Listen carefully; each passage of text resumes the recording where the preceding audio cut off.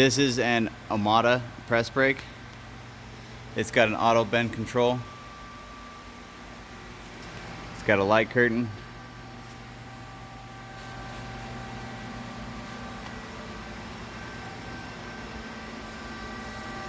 The back cage. 3.7 kilowatts in the motor. Comes out to about almost 5 horsepower.